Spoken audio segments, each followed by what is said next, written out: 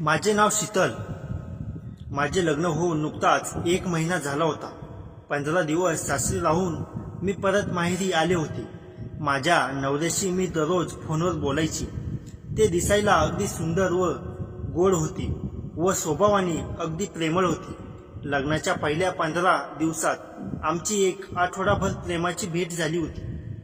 लग्न झाल्यावर प्रत्येक मुलीला सासरी गेल्यावर आपल्या नवऱ्याच्या आठवणी येतात, कारण एकटेपणाची सवय तुटते आणि नवऱ्याची साथ मिळत नसल्याने ती हळूहळू जाते. म्हणून दिवसातून 2-3 वेळा मी एकमेकांना प्रेमाने फोन करायचो. आज माझा नवरा मला घेण्यासाठी माझ्या माहेरी येणार होता. मला माहेरी येऊन 1 महिना झाला होता. 1 महिन्यानंतर नवऱ्याला भेटण्याची आतुरता माझ्या मनात अधिक वाटली. माझ्या घरात मी, माझी आई व माझा लहान भाऊ असे फक्त 3च लोक राहत होतो. माझ्या भावाचे नाव ओम होते. त्याचे वय 1 वर्ष होते. संध्याकाळी 7 वाजेच्या सुमारास माझ्या नवऱ्याचे आगमन आमच्या घरी झाले. माझ्या नवऱ्याला पाहून मी गालातल्या गालात हसू लागले. 1 महिन्यानंतर आमची फोनवर फक्त बोलचाल होत होती, पण आता त्यांना समोर पाहिल्यावर माझ्या मनात एक वेगळीच उत्कंठता निर्माण होऊ लागली. घरात मी आणि आई होतो. भाऊ ओम ट्युशनला गेला होता. माझ्या नवऱ्याचे नाव जीवन होते. ते सोफ्यावर बसले आणि त्यांच्यासाठी मी एक ग्लास पाणी आणले. किती दिवसांनी एकमेकांना समोर आलो होतो अशी दोघांनाही भावना होती. तेही माझ्याकडे एकटक नजरेने पाहत होते. मीही त्यांना समोर बसून निहाळत होते. आमची ही एकमेकांबद्दलची भेटण्याची आतुरता समोरासमोर बसून अधिकच वाढत होती. काही वेळात आईची विचारपूस झाल्यानंतर आई चहा करण्यासाठी किचनमध्ये गेली आणि मी त्यांच्या हातातील ग्लास घेण्यासाठी त्यांच्या जवळ गेले. त्यांच्याजवळ जाताच त्यांनी माझा हात हातात घेतला व हळुवारपणे त्यांचा दुसरा हात माझ्या कमरेभोवती फिरवला. त्यांच्या हाताचा स्पर्श मला एक वेगळीच ऊर्जा व तरंग देऊन गेला. असे वाटू लागले की आपण दोघांनी हातात त्यांचा चेहरा घ्यावा आणि ओठांवर ठेवावेत. पण अजून ती वेळ आली नव्हती. मी मनाला सावरत खाली ग्लास घेऊन किचनमध्ये गेले व चहाचे कप घेऊन त्यांच्याकडे परत आले. ते चहा पित असताना माझे लक्ष त्यांच्या ओठांवर होते. लग्नानंतरची मजा मी 1 आठवडाभर त्यांच्यासोबत घालवली होती. त्यांच्या त्या आठवणी माझ्या डोळ्यासमोर त्यांना पाहून पुन्हा ताज्या झाल्या होत्या. काही वेळाने माझा भाऊ ओमही ट्युशनवरून घरी आला. मग मी त्याचा चहाचा कप घेऊन किचनमध्ये गेले आणि स्वयंपाकाची आणखी मी व आई पाहू लागली. आई म्हणाली, आता नॉर्मल जेवण बनवू. उद्या थोडे गोड जेवण आपण जेवणासाठी करू, कारण ते प्रवास करून दमले असतील. त्यांना बरे वाटेल. प्रवासाने ती दमले होते. सासरचे घर व माहेर यांच्यात 30 किलोमीटरचे अंतर होते. अर्ध्या तासानंतर जीवन व ओम हे फिरून घरी परतले होते. जीवन व ओम जेवणाला बसले. जीवनला मसालेदार भाज्या जेवायला आवडतात, म्हणून आईने मटर पनीर त्यांच्यासाठी बनवली होती आणि ती छान झाली होती. जीवन अगदी पोट भरून जेवले. त्यानंतर ते टीव्ही पाहण्यासाठी पुढच्या हॉलमध्ये बसले आणि मी व आई किचनमध्ये जेवायला बसले. ते मला समोर दिसतील अशा ठिकाणी मी बसले होते. मी जसे तोंडात घास टाकत होते तसे माझे लक्ष जीवनकडे होते. अधूनमधून जीवनही माझ्याकडे एकटक पाहू लागला होता. त्यांची प्रेमळ नजर मला अजून गहिवरात नेऊन सोडत होती. आम्ही दोघांच्याही मनात एकच उत्कंठा निर्माण होऊ लागली होती. एवढ्या महिन्यानंतरची जी दूरी होती ती जवळी कधी होईल याची वाट आम्ही दोघे पाहू लागलो होतो. जीवन व ओम यांच्या झोपण्याची व्यवस्था पुढच्या हॉलमध्ये केली होती आणि मी व आई बेडरूममध्ये झोपायचो. काही वेळ टीव्ही पाहिल्यानंतर ओमला झोप लागली होती. जीवन अजूनही मोबाईलमध्ये काहीतरी पाहत होता. मलाही आईजवळ झोप लागत नव्हती. मी फक्त जीवनच्या भेटीची वाट पाहत होतो. रात्रीचा 1 कॉल वाजला. आईही झोपली होती. मला अजूनही झोप लागत नव्हती. मी हळूच उठून रूम बाहेर आले आणि हॉलमध्ये जीवन काय करत आहे ते पाहू लागले. जीवन अजूनही मोबाईलमध्ये काहीतरी पाहत होता आणि शेजारी ओम झोपला होता. रूममध्ये सर्वत्र अंधार होता. फक्त जीवनच्या मोबाईलच्या उजेडात त्यांचा चेहरा मला दिसू लागला. हळूहळू आवाज न करता मी जीवनच्या पायाला कुरकुरल्या केल्या. असे वाटले की त्यांच्या पायांवर उंदीर गेला असावा. म्हणून ते पटकन उठले. मी त्यांना पाहून हसू लागले. मोबाईलचा उजेड त्यांनी माझ्या चेहऱ्यावर केला. मी तोंडावर बोट ठेवून त्याला सांगू लागले, आवाज करू नकोस. इतके दिवसांची तमा आमच्या दोघांमधली आता संपणार होती. जीवननेही आपला मोबाईल बंद केला. हळूच आम्ही त्या ठिकाणावरून उठून दुसऱ्या रूममध्ये गेलो. माझ्या घरातली दुसरी खोली स्टोअर रूम सारखी होती, म्हणून त्या ठिकाणी आम्ही दोघांना फार अडचण वाटू लागली. म्हणून आम्ही परत ज्या ठिकाणी जीवन झोपला होता त्या ठिकाणी आलो. ओम अजूनही झोपेत होता. इतक्या महिन्याची झालेली प्रतीक्षा आता प्रेमात बदलत होती. ही वेळ त्याला व मला वाया घालवायची नव्हती. रूममध्ये चालू असलेला पंखाही मी बंद केला. जीवनने माझा चेहरा दोन्ही हातांनी हातात घेतला. हळूहळू माझे ओठ आता त्यांच्या ओठांना जोडले गेले. मला त्यांच्या मनावर, त्यांच्या मायेवरची सत्ता राहिली नव्हती. मी लगेच आपले ओठ जीवनच्या ओठांवर ठेवले. माझ्या ओठांचा स्पर्श त्यांच्या ओठांना झाला. एक वेगळा तरंग माझ्या मनात निर्माण होऊन लागला. काही वेळ आम्ही एकमेकांना मिठीत भरून प्रेम करू लागलो. हळूहळू जीवनचे हातही माझ्यावर फिरू लागले. हा सर्व प्रसंग अत्यंत प्रेमळ, सौम्य आणि भावनिक होता. त्यात केवळ एकमेकांना समजून घेण्याची, जवळ करण्याची ऊब होती. काही वेळाने मन भरून प्रेम केल्यावर आम्ही आमचे शरीर बाजूला ठेवून एकमेकांच्या कुशीत विसावलो. दोघेही भावनिकदृष्ट्या चिंब झालो होतो. तब्बल 30 मिनिटे आम्ही एकमेकांसाठी शांत, समाधानी स्थितीत घालवली. काही वेळ मी जीवनसोबतच त्या ठिकाणी झोपले. नंतर त्या ठिकाणाहून उठून मी आई शेजारी जाऊन झोपले. इतक्या दिवसानंतर आज मला गाढ झोप लागली होती. दुसऱ्या दिवशी सकाळी थोडी उशिरा उठले. आज माझा चेहरा अगदी ताजा व फ्रेश दिसत होता. मी जीवनला पाहण्यासाठी पुढच्या हॉलमध्ये गेले. जीवन अजूनही झोपला होता आणि ओम कॉलेजला जाण्यासाठी तयार झाला होता. त्यानंतर मी किचनमध्ये गेले. आई काय करते आहे हे पाहण्यासाठी. तेव्हा आई माझ्याकडे पाहून म्हणाली, शीतल, आज फार आनंदित दिसतेस. नवरा आला आहे म्हणून फार आनंद झाला आहे वाटतं तुला. आई म्हणाली, नाही ग, वेगळी गोष्ट आहे. काही दिवसांनी जर एखादी गोष्ट हवी असेल, ती जर एकाच वेळी मिळते तेव्हा तिचा आनंद वेगळाच असतो. म्हणून आज फार मस्त वाटत आहे. आळस देत आईला सांगू लागली. त्यावर आई म्हणाली, लवकर तयार हो, जाऊ, बापू उठतील हो. मी म्हणाली, आई मी जाते. तयार होण्यासाठी मी निघाले. काही वेळाने जीवनही झोपेतून उठली. मी त्यांना फ्रेश होण्यासाठी सांगितले. तेव्हा जीवन बाथरूममध्ये फ्रेश होण्यासाठी गेले. मी त्यांच्यासाठी गरम पाणी व टॉवेल घेऊन बाथरूमकडे निघाले. बादलीत पाणी टाकून झाल्यावर जीवनने माझा हात ओढून मला बाथरूममध्ये नेले. त्या ठिकाणी मी एकमेकांसोबत पुन्हा भरभरून प्रेम करू लागलो. जीवनच्या हाताचा स्पर्श माझ्या अंगाला होता. माझ्या मनात, शरीरात एक वेगळाच तरंग निर्माण व्हायचा. मला त्यांच्या सहवासाची उत्कंठा निर्माण व्हायची. जीवन माझ्यावर भरभरून प्रेम करायचा. मला कोणत्याही गोष्टीची कमी ते जाणू देत नसत. म्हणून मीही त्यांच्या विरुद्ध वागत नसे.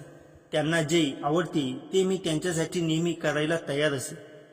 आज मी व आईने मिळून जीवनसाठी बासुंदी पुरीचे जेवण दुपारच्या वेळेस ठेवले होते. जीवनला बासुंदी खूप आवडते म्हणून आईला मी आग्रह केला होता. जीवनने दुपारचे जेवण करून खूप छान आराम केला. आई जागी होती म्हणून मला दुपारच्या वेळेस जीवनसोबत वेळ घालवायला आला नाही. 2 दिवसांनी मलाही माझ्या सासरी परत जायचे होते. पण जोपर्यंत जीवन इथे होता तोपर्यंत आम्हा दोघांनाही एकमेकांची संधी सोडायची नव्हती. संध्याकाळी ओम घरी आल्यावर जीवन त्याला बाहेर फिरायला नेले. काही वेळाने आमच्या शिवारावर असलेले शेत दाखवण्यासाठी तिकडे फिरायला गेले. रात्रीच्या वेळेस मी व आईने मिळून हलके जेवण बनवले होते. कारण दुपारी थोडे जड जेवण झाले होते म्हणून आरात तिखट खिचडी करून जेवण केले. त्यानंतर आपापली जागा टाकून आम्ही झोपलो. जीवन कालप्रमाणे पुढच्या हॉलमध्ये ओम सोबत झोपला होता आणि बेडरूममध्ये आईसोबत मी झोपले होते. दुपारी माझी झोप झाली नसल्याने मला रात्री झोप लागली. इकडे जीवन अजूनही मोबाईलमध्ये व्यस्तच होता. रात्रीचे 2 वाजले होते. जीवन अजूनही माझी वाट पाहत होता. पण मी बाहेर झोपी गेले होते. जीवन हळव्या पावलाने आमच्या बेडरूममध्ये आले. रूममध्ये सर्वत्र अंधार होता. त्याला वाटले की बेडरूमच्या एका कोपऱ्यात मी झोपले असावे, म्हणून माझ्या शेजारी जीवन आले. पण त्यांना ठिकाणी मी नसून माझी आई होती. जीवन अशा माझ्यासोबत प्रेमाने वागायचा, तसेच तो आईसोबत करू लागला. अंधारामुळे गैरसमज झाला. आईने मात्र आवाज न करता त्याला प्रेमळ स्पर्शाला शांतपणे स्वीकारले. माझ्या वडिलांना जाऊन बरीच वर्ष झाली होती. आईला त्या गोष्टी कधीतरी हवेशा वाटत असाव्यात, पण जीवनला आणि माझ्या आईमध्ये काही साम्य वाटले नाही का? तो उशाच्या भरात मला समजून आईवर भरभरून प्रेम करू लागला. आईही त्याच्या प्रेमाचा आनंद घेऊ लागली. हा सर्व प्रसंग केवळ गैरसमजावर आधारित होता. त्यात कोणतीही जाणीवपूर्वक चूक नव्हती. काही वेळाने दोघे शांत झाली आणि आपापल्या जागेवर झोपले. सकाळी मी लवकर उठले होते तेव्हा आई गाढ झोपेत होती. मी आईला उठवले. आई उठ, 7:30 वाजले. आईने लगबगीने कपडे बदलून काही मिनिटांनी बाथरूममधून तयार होऊन बाहेर पडली. नंतर मीही फ्रेश होऊन बाहेर आले. त्यानंतर 7:30 वाजता मी जीवनला उठवले. त्यांच्या जवळ गेली. जीवन उठ. मी त्यांना फ्रेश होण्यासाठी बाथरूममध्ये जाण्यास सांगितले तेव्हा जीवन मनातल्या मनात म्हणाला, अगं आज लवकर उठवलेस तू, अजून 8च वाजले आहे. जीवनने घड्याळ पाहून म्हणाला, अरे बापरे, आज तर मला फार उशीर झाला. त्यावर शीतल म्हणाली, आज घरात सर्व उशिरा का उठले असावे? काल रात्री उशिरा झोपले होते का तुम्ही? जीवन म्हणाला, नाही. आपण जसे दिवसभर झोपलो तसे. मग काल रात्री तुम्हाला फार गाढ झोप लागली होती. मी गाढ वाटते होते. हे काय नवीन कारण धरलेस? अगं रात्री मी तुमच्या रूममध्ये आलो. रूममध्ये अंधार होता आणि पलंगाच्या डाव्या बाजूच्या कोपऱ्यात झोपली होतीस ना शीतल? त्यावर शीतल म्हणाली, नाही, मी तर पलंगाच्या उजव्या बाजूला झोपले होते. डाव्या बाजूला कोण होते? मग जीवन म्हणाला, डाव्या बाजूला काय झाले? अरे प्रॉब्लेम झाला का? अगं नाही, खूप मोठा प्रॉब्लेम झालाय. मला वाटले तू पलंगाच्या डाव्या बाजूला आहेस, म्हणून मी रात्री तुझ्याजवळ आलो होतो. पण आता तू सांगतेस की मी त्या ठिकाणी नव्हते, तर मग त्या ठिकाणी तुझी आई होती. त्यावर शीतल म्हणाली, तू काही केलेस तर नाही ना? जीवनने उत्तर दिले, मी ते सर्व केलेस जे तू माझ्याकडून करून घेतेस. शीतलने लगेच तोंडाला हात लावला आणि ती जीवनच्या पाठीवर मारू लागली. हे काय केलेस रे जीवन? तू एकदा मला उठवायला हवे होतेस. अगं पण तुझ्या आईनेही मला नको म्हणून येऊ का? मला वाटले की त्यांनाही तेच हवे होते. जीवनने मुकाट्याने तोंड खाली घातले. तो बाथरूममध्ये आंघोळ करायला गेला आणि मी किचनकडे आईला पाहण्यासाठी आले. आईचा चेहरा अगदी आनंदी दिसत होता. सकाळी उशिरा उठली होती. इतक्या वर्षानंतर वडिलांची कमतरता तिला माझ्या नवऱ्याकडून पूर्ण करता आली होती. अशा प्रकारचे जीवन मला समजून त्याच्या सासूशी प्रेमाची रात्र घालवली होती. मी किचनमध्ये आईकडे पाहताच तिने लगेच डोळे वेगळे केले. तिच्या डोळ्यावर समाधानाची हलकीशी रेषा होती. मी काही बोलण्याच्या आतच ती म्हणाली, शीतल, तू अजून तयार झाली नाहीस, जा लवकर जा, जीवनला नाश्ता करायचा आहे. तिच्या आवाजात काही वेगळा संयम होता. मी काही बोलू न देता तिने मला हाकलून दिले. माझ्या मनात हजारो प्रश्न होते. राग होता, संताप होता, पण त्याचबरोबर एक विचित्र करुणाही होती. आईने आयुष्यभर जी उणीव सोसली ती कदाचित काल रात्रीच्या या प्रसंगाने हलकी झाली. पण हे जे झाले ते बरोबर होते का? मी मनातल्या मनात हरवले. जीवन बाथरूममधून बाहेर आला. त्याचा चेहरा पाहून माझा राग पुन्हा उफाळला. तो माझ्याकडे पाहताच त्याचे डोळे जमिनीवर स्थिरावले. तो शब्द न बोलता थेट हॉलमध्ये गेला. ओम अजूनही कॉलेजला निघाला नव्हता. त्याने आवर्जून विचारले, ताई, जावईजींना काय वाटले? उठायला उशीर झाला ना? मी काही उत्तर देईल तोच जीवन म्हणाला, हो, बराच उशीर झाला. काल रात्री उशिरा झोप लागली. त्याचा आवाज ऐकून मी थोडी हिलपाटून नाश्ता झाल्यावर ओम कॉलेजला निघून गेला. आई म्हणाली, शीतल, तू जीवन सोबत घरी जाण्याची तयारी कर, मी स्वयंपाकात आहे. मी हॉलमध्ये आले. जीवन खिडकीपाशी उभा होता. त्याने माझ्याकडे पाहिले. शीतल, मला फार वाईट वाटते. मी काय बोलावे ते सुचत नाही, पण तुझ्याशिवाय दुसऱ्या कोणाशी माझे चूक झाली. अंधार होता. मला वाटले तू आहेस. पण तुझ्या आईने त्याचा आवाज खोकला. मी त्याच्याकडे पाहिले. जीवन, आता जे झाले ते झाले. पण पुढे काय? आपण जशाच्या तशा राहू शकतो का? आईबद्दल मनातलं काही बाळगून राहशील का? जीवनने डोके हलवले. नाही, मी तिच्याकडे कधीही तशा नजरेने पाहिले नाही. पण कालची घटना मी विसरू शकेन. तिला कसे तोंड द्यायचे मी काही बोलणार तोच आई स्वयंपाकघरातून बाहेर आली. तिने दोघांकडे पाहिले. काय गप्पा मारताय? तिच्या चेहऱ्यावर काही वेगळे नव्हते. ती जीवनकडे वळली. जीवन, तुला गोड जेवायचे होते ना? मी बासुंदी करते. तू आज परत जाणार आहेस ना? मग जेवूनच जा. जीवन गडबडून म्हणाला, हो आई. त्याने आई शब्द जणू काही विशेष आग्रहाने उच्चारला. आईच्या ओठावर हसू खेळले, पण ती काही बोलली नाही. मी मात्र तिच्या डोळ्यात पाहिले. ते डोळे जणू काही सांगत होते, हे सगळे संपले, पुढे वाटचाल करायची आहे. दुपारचे जेवण झाल्यावर जीवनने आपली बॅग भरली.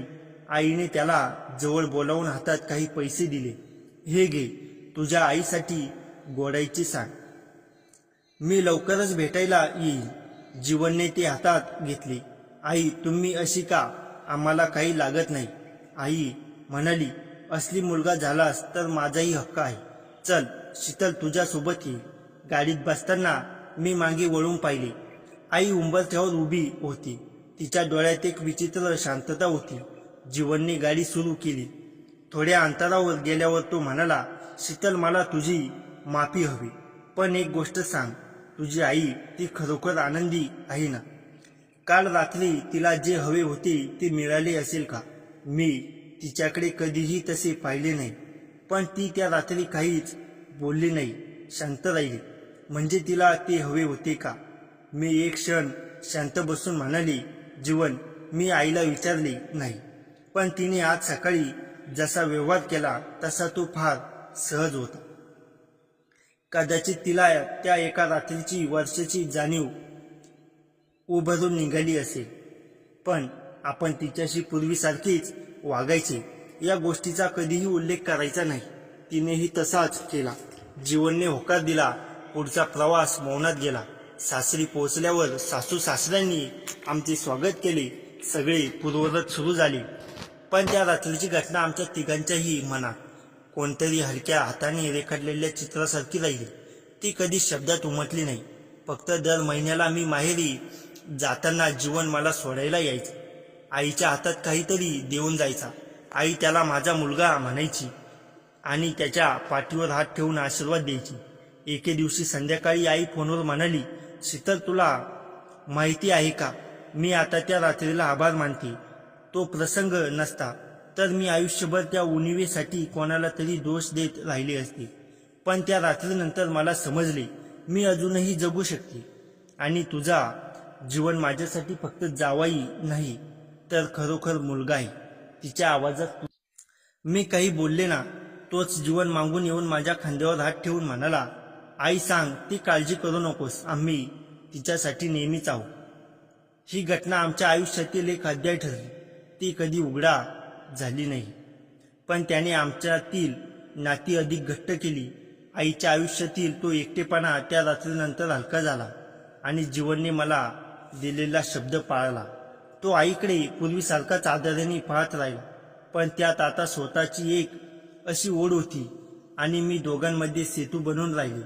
कारण प्रेम हे फक्त एका रात्रीचे नसते तर आयुष्यभराच्या समजूतदारपणाची असते. सुरुवातीला तो प्रसंग जसा घडला तसा तो आपण तिघांनी कधीही बोलून दाखवला नाही. पण त्याने आमच्या नात्यातील एक नवी पैठण निर्माण केली. जीवन आल्यावर माझ्या माहेरी येताना आईसाठी काही ना काही आणायचा. तिला आवडणाऱ्या बांगड्या, गरम गरम पोळ्याची डबल रोटी, कधी तिच्या आवडीचे पुस्तक.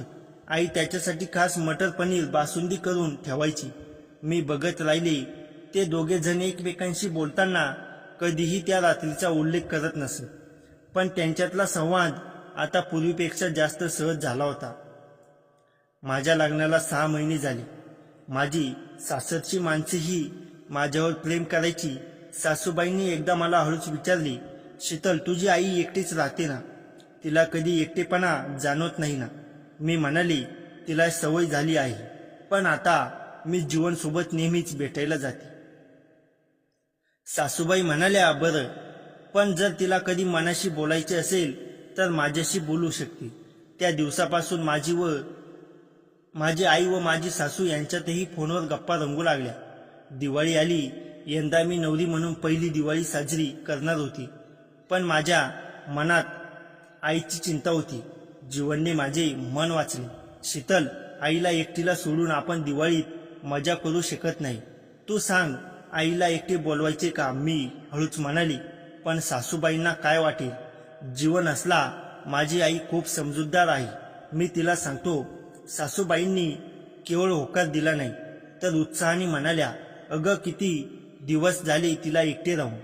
आता येऊ दे इकडे, आपण सर्वांनी मिळून दिवाळी साजरी करू. आईला फोन केला तेव्हा ती सुरुवातीला नम्रपणे नकार देत होती, पण जीवनने फोन घेऊन आग्रह केला, आई, तुम्ही नाही आलात तर शीतलची दिवाळी अधुरी राहील आणि माझीही. आईचा आवाज थोडा भरला आला. ती म्हणाली, बरं, दिवाळीत आई आमच्या सासरी आली. सासूबाईंनी तिचे अगदी मनपूर्वक स्वागत केले. दोघी एकमेकींशी गप्पा मारत बसल्या. स्वयंपाक केला, फराळ केला. जीवन आईला नेऊन शहरातल्या त्या सर्व मोठ्या दुकानात फिरवून आणली. तिला नवीन साडी, दागिने घेऊन दिले. आई त्या दिवशी खूप खुश होती. रात्री सगळे झोपल्यावर मी आणि आई बाल्कनीत बसलो. तिने माझा हात हातात घेतला. शीतल, तू खूप भाग्यवान आहेस. जीवनसारखा तुला नवरा मिळाला. सासरची माणसेही प्रेमळ आहेत. मी विचारली, आई, तू खुश आहेस ना? तिने माझ्या डोळ्यात पाहिले. हो ग, आता मी खरोखर खुश आहे. त्या रात्रीची ती गोष्ट मला पुन्हा जगायला शिकवून गेली. तुझ्या वडिलांना गेल्यावर मी आयुष्य थांबून बसले होते, पण ती घटना नसती तर कदाचित माझ्या मनातली ती उणीव बंदिबस्त करून राहिली असती. तुझ्या जीवनने माझ्यातली बाई पुन्हा जिवंत केली आणि आता सासूबाई, तुझ्या सासूने मला आपल्या घरचे केले. मी कधी एकटी नाही हे मला जाणवले. माझ्या डोळ्यात पाणी आले. आईला मिठी मारताना मी म्हणाली, आई, तू कधीच एकटी नाहीस. आम्ही सगळे तुझ्यासाठी आहोत. दिवाळी संपली आणि आई परत गेली, पण आता ती सहज येऊ लागली. सासूबाईंनी तिला एक खोलीही कायमसाठी तयार करून ठेवली. आता ही तुझे घरच आहे अशा त्या म्हणाल्या. काही महिन्यांनी मी गरोदर राहिल्याचे समजले. घरात आनंदाचे वातावरण होते. जीवन माझ्यापेक्षा जास्त काळजी करायचा. आईच्या कानावर ही बातमी गेली तशी ती लगेच धावत आली. तिने सासूबाईंना सांगितले, मी काही दिवस इथेच राहते. शीतलची काळजी घ्यायची. सासूबाईने आनंदाने मान डोलावली. त्या 9 महिन्यात आई आणि सासू यांची जोडी खूपच जमली. दोघी मिळून मिसळून माझी काळजी घ्यायच्या. जीवन रात्री उशिरा ऑफिसमधून आला तरी प्रथम मला विचारायचा, कसे आहे, काही लागते का? मी त्याला आईजवळ झोपलेली पाहून हसायची. प्रसूतीची वेळ जवळ आली. मला एका पाठी प्रसूतीच्या वेदना सुरू झाल्या. जीवन घाबरून गेला, पण आई आणि सासूबाईंनी शांतपणे सगळी व्यवस्था केली. हॉस्पिटलमध्ये मुलगी झाल्याचे समजताच जीवनच्या डोळ्यात पाणी आले. त्याने माझा हात घट्ट पकडला. शीतल, तू खूप मोठी आहेस. मी असले, आता आपण तिघे आहोत. घरी आल्यावर मुलीचे नाव ठेवण्याचा विषय निघाला. जीवन म्हणाला, तुझ्या आईचे नाव असावे. मी आचार्याने त्यांच्याकडे पाहिले. तो म्हणाला, आईने जे मला दिले ते मी विसरू शकत नाही. तिने मला माझ्यातली ममता ओळखायला शिकवले. म्हणून या मुलीचे नाव स्वाती ठेव. तुझ्या आईचे नाव आहे ना. माझ्या डोळ्यात पाणी आले. मी होकार दिला. आईला जेव्हा समजले तेव्हा ती रडली. तिने स्वातीच्या डोक्यावर हात ठेवला. बाळा, तू मला जे दिसेल ते मी आयुष्यभर विसरणार नाही. जीवन तिच्या पाया पडला. आई, तूही मला जे दिलेस ते मी विसरणार नाही. ते दोघे एकमेकांकडे पाहत होते आणि मी बाजूला उभे होते. त्या क्षणी मला खरोखर वाटले की प्रेमाला कधीही व्याख्या गरजेची नसते. ते फक्त नात्याची फूल बांधत राहत. स्वाती आता 2 वर्षाची झाली आहे. तिचे डोळे जीवनसारखे आहेत, हसू माझ्यासारखे. आई आता बहुतेक वेळा माझ्याच घरी असते. सासूबाईंना तिला भाऊजी म्हणून हाक मारायला सुरुवात केली. दोघी एकमेकींच्या सोबतीने इतक्या रमल्या की मी आणि जीवन कधी कधी गप्प बसून त्यांच्याकडे पाहतो. जीवन एकदा म्हणाला, शीतल, आपल्याला 2 आई मिळाल्या, हीच आपली सर्वात मोठी संपत्ती आहे. त्या रात्रीचा प्रसंग आमच्यासाठी फक्त एक स्मृती ठरला. त्याला कधी शब्द दिले नाही, पण त्याने आमच्या आयुष्यातला एकटेपणा हरवला. कधी कधी मी विचार करते, जर त्या रात्री जीवन मला समजून माझ्याजवळ आला नसता किंवा आईने तो प्रसंग स्वीकारला नसता तर कदाचित सगळे वेगळे झाले असते. पण जे झाले ते चांगल्यासाठी झाले. कारण प्रेम फक्त एका व्यक्तीपुरते मर्यादित नसते, ते सगळ्या नात्यांना समृद्ध करते. आज स्वाती आईच्या मांडीवर बसून गप्पा मारते आहे. जीवन ऑफिसला गेला आहे. सासूबाई स्वयंपाक घरात आहेत. मी हॉलमध्ये बसून हे सगळे पाहते. आई मला हाक मारते, शीतल, ग स्वाती, तुझ्याशी बोलायची आहे. मी हसत त्यांच्याकडे जाते. हेच माझे आयुष्य आहे. सगळ्यांच्या प्रेमाने विणलेले, शब्दात न बोललेले पण हृदयात घट्ट रुतलेल्या गोष्टींनी समृद्ध झालेले. स्वातीची आता 4 वर्षे झाली. तिची बडबड, तिचे प्रश्न, तिची धावपळ यामुळे घरात सगळीकडे गजबटा असायचा. सासूबाई आणि आई या दोघीही तिच्यात रमून गेल्या होत्या. जीवन म्हणायचा, या घरात आता माझे मन स्थान 5वे झाले आहे. पहिला नंबर स्वातीचा, मग शीतल, मग दोन्ही आई, मग शेवटी मी. मी हसून म्हणायचे, तुला कळले ते बरे झाले. पण आयुष्यात सगळे सुरक्षित असे कधी चालते का? एक दिवस सकाळी आई अचानक उठली नाही. मी हॉलमध्ये गेले तर ती डोक्यावर सोफ्यावर डोळे मिटून बसली होती. चेहऱ्यावर विजेच्या रेषा होता. आई, काय झाले? मी कापऱ्या आवाजात विचारले. तिने हसण्याचा प्रयत्न केला. काही नाही ग, जरा चक्कर आली. उठते. पण ती उठताना पुन्हा बसली. जीवनने लगेच डॉक्टरांकडे नेण्याची तयारी केली. तपासणीत समजले की आईच्या ब्लड प्रेशरचा प्रॉब्लेम आहे आणि हृदयाशी संबंधित काही तपासण्या करायच्या आहेत. डॉक्टर म्हणाले, सध्या धोका नाही, पण तिला एकटे सोडून ठेवू नका आणि तणाव नको. आईला घरी आणल्यावर ती नेहमीपेक्षा शांत होती. जीवन तिच्या जवळ बसला. आई, आता तुम्ही कायम इथे राहणार, मागे जाऊ नका. आई म्हणाली, बाळा, मी तुमच्यावर ओझे नको. जीवनने तिचा हात हातात घट्ट पकडला. तुम्ही ओझे नाही, आमची लक्ष्मी आहात. त्या दिवसापासून आई कायमची आमच्याकडे राहायला लागली. सासूबाईंनी तिच्यासाठी स्वतंत्र खोली तर केलीच होती, पण आता तिला विश्रांती मिळावी म्हणून सगळ्यांनी तिची काळजी घ्यायला सुरुवात केली. दोघींच्या नात्यात अजून गोडवा आला. एके दिवशी संध्याकाळी आई बाल्कनीत बसून दूर कुठेतरी पाहत होती. मी तिच्याजवळ गेले. आई, काय विचार करतेस? तिने हळूहळू सांगितले, शीतल, तुझ्या वडिलांना गेलेला आता 12 वर्ष झाली. त्या दिवसापासून मी जगणे थांबून बसले होते. पण त्या रात्री जीवनच्या त्या भोळ्या चुकीने मला माझे अस्तित्व जाणवले. मी एक बाई आहे. मला हवेही असे वाटणारे साहजिक आहे. तो प्रसंग मी कधी विसरू शकणार नाही. पण तो माझ्यासाठी कधी अपराध नव्हता, तो एक उपचार होता. तिचे बोलणे ऐकून मी गप्प बसले. तिने पुढे सांगितले, आता स्वाती मोठी होती. मला सगळे शिकवायचे आहे. पण ही गोष्ट तिला कधी सांगू नकोस. ती फक्त आपल्या आयुष्यापुरतीच राहू दे. जीवनला सांग, मी त्याची कायम ऋणी आहे. त्या रात्री मी जीवनला हे सगळे सांगितले. तो बराच वेळ गप्प होता. मग म्हणाला, शीतल, मला त्या रात्रीची लाज वाटायची, पण आता वाटते की ती लाज नव्हती, ती एक देणगी होती. आईने तसे स्वीकारले नसते तर मी कधीच माफ करू शकलो नसतो. पण तिने मला माफीची गरजच ठेवली नाही. तिने मला मुलगा बनवले.